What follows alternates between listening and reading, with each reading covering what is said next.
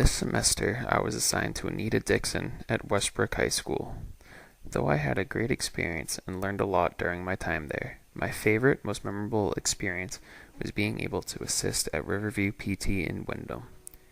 Here, Anita works as an assistant, helping out the station PT. Since Westbrook's football team was the only team that made it out of the first round in playoffs, and recently lost, it gave me and the two USM students the opportunity to get hands-on experience at the clinic. I couldn't have been more excited.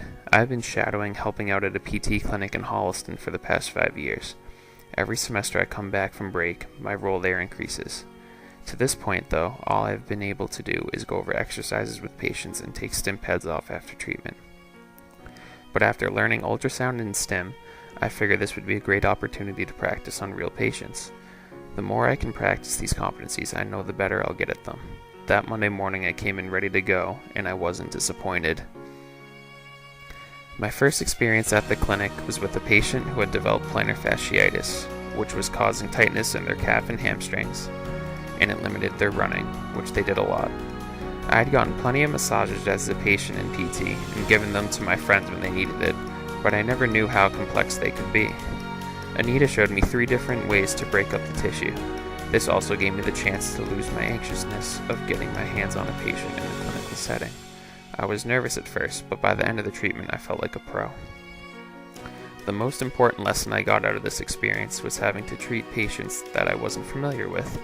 At the clinic back home or the AT room, I knew almost everyone and could strike up a conversation with them about sports, mass, or local news, or no problem. But here in Maine, I'm a little out of the loop and don't know the whole area around here, so I had to really work to find a mutual interest.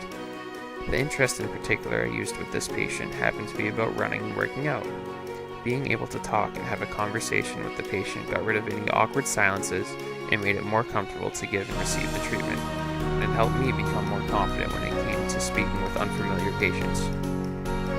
I found over the years that when it comes down to talking with patients, that the elder ones are the easiest to talk to. They just seem to have the ability to tell when someone is nervous or struggling to think of a conversation, and will go out of their way to make the treater more comfortable.